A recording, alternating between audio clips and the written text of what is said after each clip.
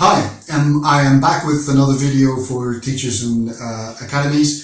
First of all, I want to thank you all for the feedback I got on my last video. I was expecting much worse, so thank you very much. I really try to give as much information I can in the videos and figures. Some people are throwing around figures or things they imagine, hope, etc. I'm trying to give figures from a real academy, real students, what clients pay, what the expenses are, so that you know a bit more, and with information you can decide if I'm wrong, if I'm not, etc. I hope people like my shirt now and not the last jumper.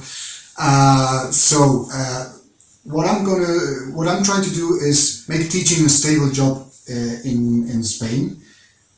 Why? If I have stable teachers who are happy and can work correctly, I have a staff I can work with and I can offer other things, move faster, etc.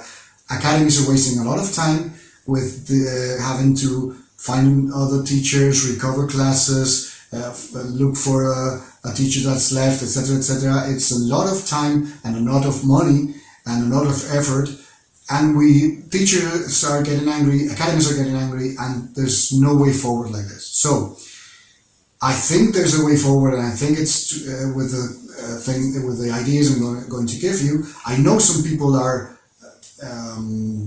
unsatisfied with teaching and they're really angry. Okay, this video is not for you. If you think there's no solution in teaching, fantastic. But I am trying to find a way. There's a Chinese saying that says something like those who are not doing anything shouldn't be in the way of those who are trying to do things.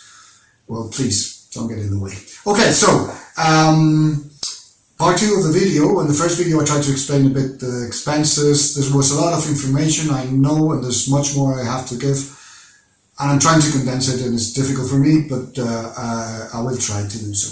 In this video I want to be based on that video, so watch it before if you haven't, and I want to explain basically why teachers are working one way which has no future, and they should try and work the other way, which now they think is worse, but I think it's the way forward. So bear with me for a second. If you want to work in Spain, there's only 2 legal ways. One is being self-employed, what we call autónomo. The other one is under a contract. There's no other way. I'm not going to talk about B. If someone wants to play on that game, I'm not playing that league, sorry. So these are, if we want something stable, we need to work legally. Okay, so these are the 2 ways. Contract is based on the labor agreement, the convenio, and the conditions and the rates are set there legally. Okay, you cannot change that as you want, because people are, as you will see, cherry picking and trying to be advantages here and advantages there. That doesn't work, either one way or the other. Basically, if you're autónomo, you're your own boss, completely free, can decide clients, can decide hours, can decide conditions, and can decide rates. But you've got all the risks and it's less stable. If you are, some people are happy with that, fantastic. And I work with autonomous who are happy with that, and they're great. Some people prefer the stability of, most people prefer the stability of a contract. Okay, for contract. So if you are under a contract, it's more stable. You get paid paid holidays, which you don't get here. You get sick leave, which you don't get there.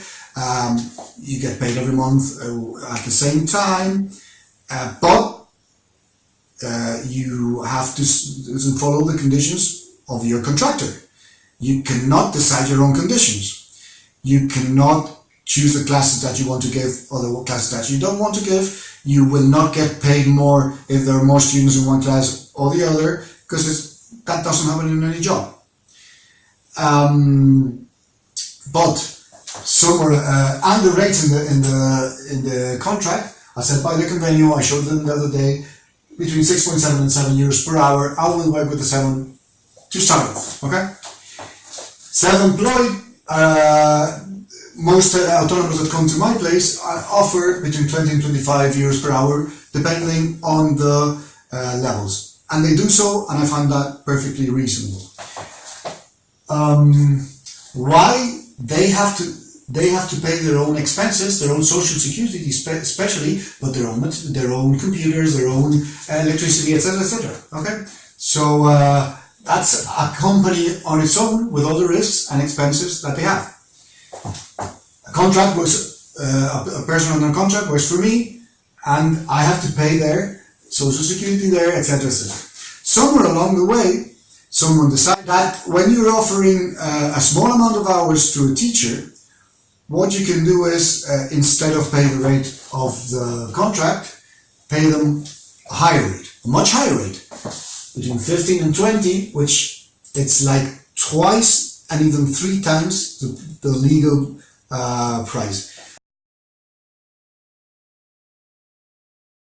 This does not happen in any other job. If you're hired as in any other job for a few hours, you're paid the same rate as the convenio states. Okay, you're not paid more. But I do find it fair that if a teacher is only going to be hired 2 or 3 hours, they can be paid this. Okay, but I'm doubling the price of the contract, or even make it triple. People over here are under the contract, okay? But most teachers are working like this. People are working under a contract, but then they want to decide the classes that they give. Then they can leave whenever they want. If they get a higher offer, they go somewhere else. If they have to go to the bank, if they want to go on holidays, they don't tell you beforehand, or they just leave. People are working, and that's why I put this in the middle, are working with something similar to those rates, and I'll explain why it's similar.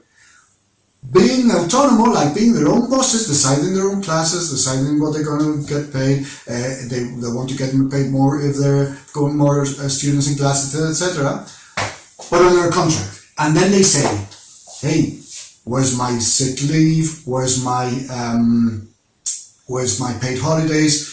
Well, sorry, this doesn't work that way.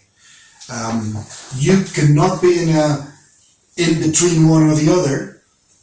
Decide the rates that you want to get paid, similar to the high rates of an autonomous, but have none of their drawbacks, and have all the benefits of the contract." Sorry, it doesn't work that way. Why doesn't it work that way? First of all, it's not legal. Secondly, it's impossible to pay 34 hours, which is a full-time contract in teaching, with those rates. I showed it to you the other day. 34 hours with 20 euros, 34 hours becomes 2,720 euros a month gross. That becomes, as expenses for an academy, that becomes, and this will be a surprise for some for people, 4,624 euros a month. That's what it costs. If I have to pay you nearly 3,000 euros, it's 4,000 something, my expenses for the academy. There's no way someone can pay that in teaching. I mean, no way, not in a school, nothing. There's no way you can pay that. It's just not feasible. Okay, so 20 hours at part-time, let's just say half of the day teaching, that's 1,360, and the expenses will put it up to, as cost for the academy, 2,312.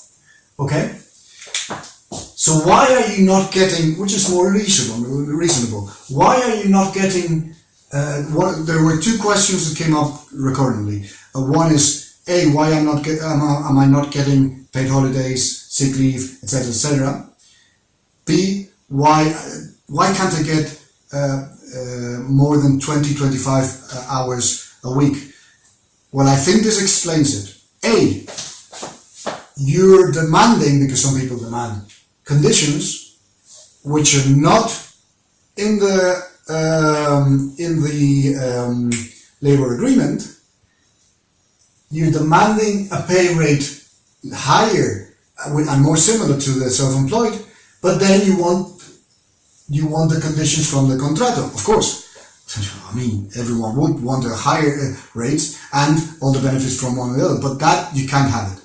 And it's just not possible to pay a full-time contract of a teacher or more than 20-25 hours for a teacher, because the expenses are just too high. This has no future. No future money-wise and no future legal-wise. Okay. Just paying the social security in this rates puts this up to 20.25 and 20 euros would be 27 euros. Okay? This is just social security. We're not taking into consideration all the other expenses you have for someone under contract. Okay?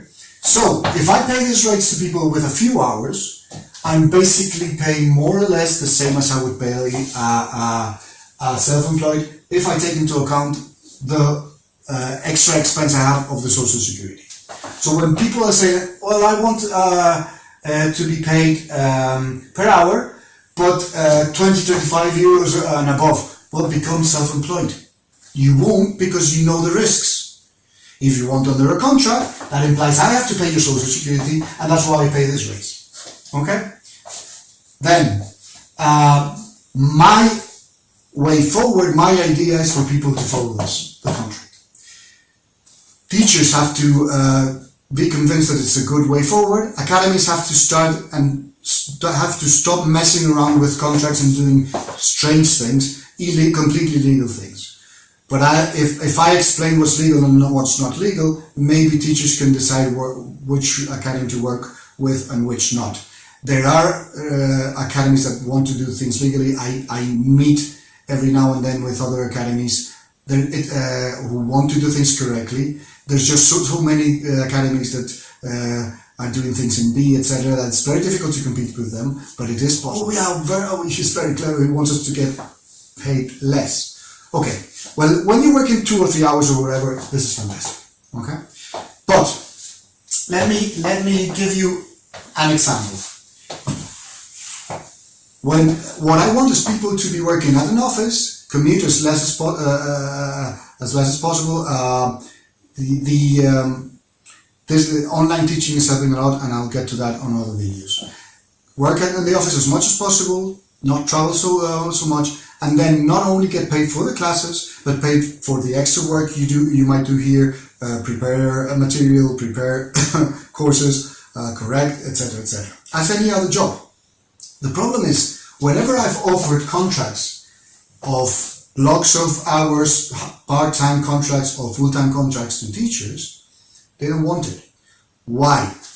Of course, they get paid less per hour, and everyone says, well, I'm getting paid less, this is not good for me. I will show you that is a very short-sighted view. And also, because strangely enough, teachers don't want to do the extra work. I put teachers to correct, teachers to, and this didn't happen 5 years ago.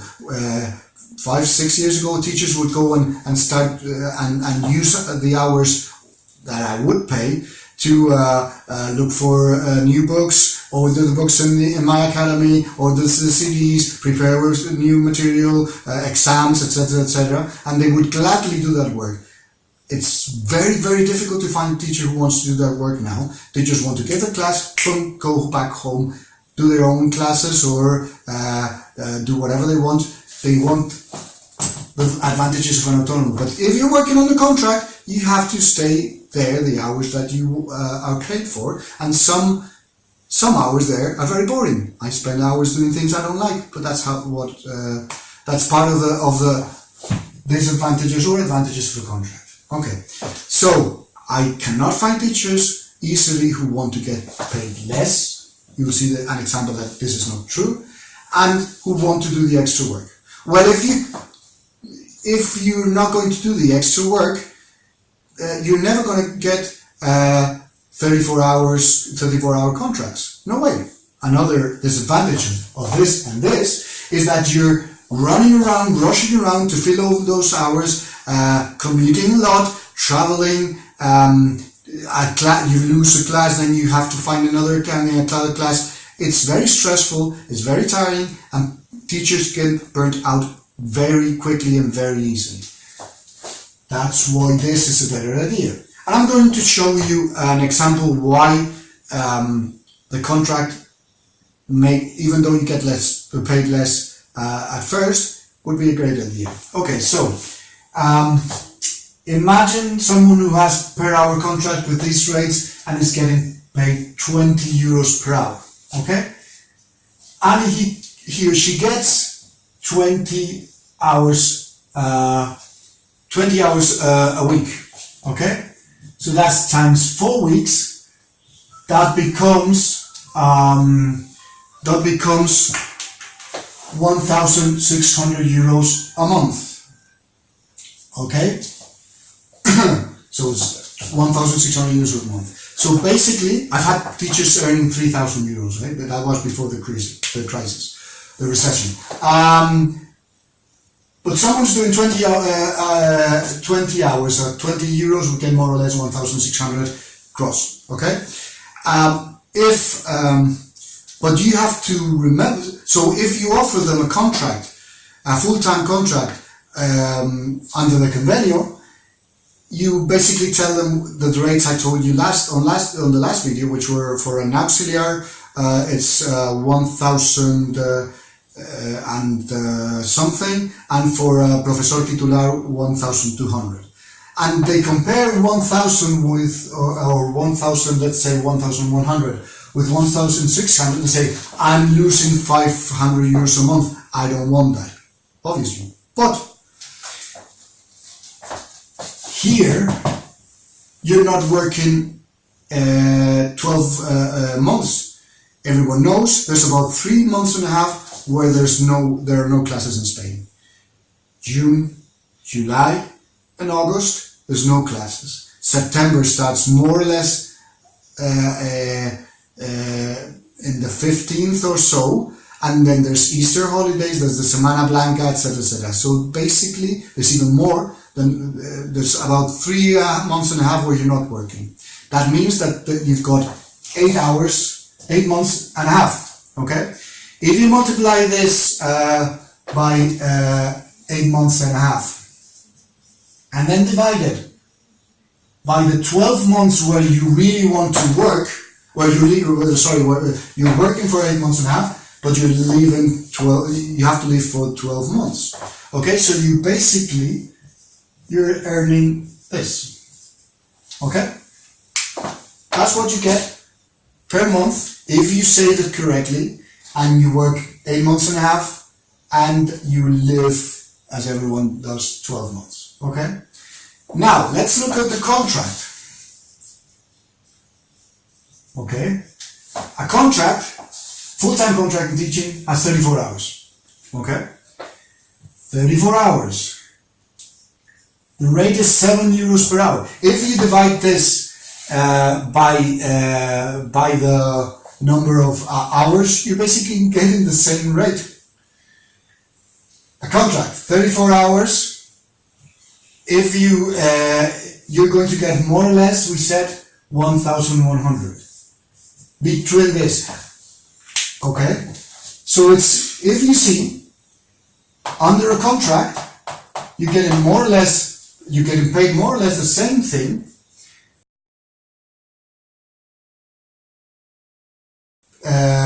A professor titular gets even more than this. You're getting paid more or less the same thing, but this is 12 months. You're going to get paid 12 months. You don't have to save for the 3 months and a half, which no one does.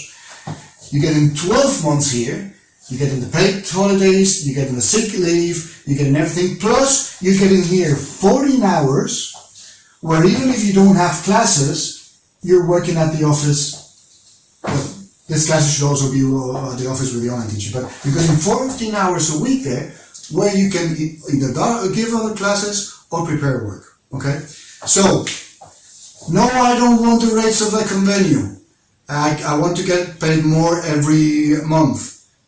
But at the end of the year, for those of you who want to live in Spain and make this a profession, it's more or less the same, except this, you get the paid holidays, you get the sick leave, plus with this, you've got grades of teaching, where you start with auxiliar, you then go to professor titular, you can get to blah blah blah, and your salary rises. This is where we all should go to. But of course, most teachers are what I call, are effectively what I call sellswords, in that they don't want any company agreement, they want to be free, at the rates they want, choosing the classes they want, earn more money every month, don't look into the future, and then they say, oh, the company is horrible because they're not paying what I need. It's awful. Every company owner has a jet, and they're putting the money into their pockets. And no, it's not like that. Okay, so please give a thought to this. You become either autonomo or become or work for a contract, and academies should be willing to give part-time and full-time contracts to teachers. But, which many don't, but I think this would also change the mentality of the academies. And in the long run, it's a better idea. I would get I could form a stable staff, and I could work with these people. I would not be worried of someone here going to another place, leaving the classes, having blah, blah, blah. All that work and all that instability would disappear.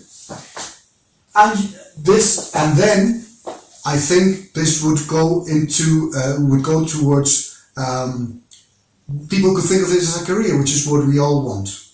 And I tell you, with the online teaching, all those 34 hours can be paid. There's loads of extra work to be done. We'll give this a thought.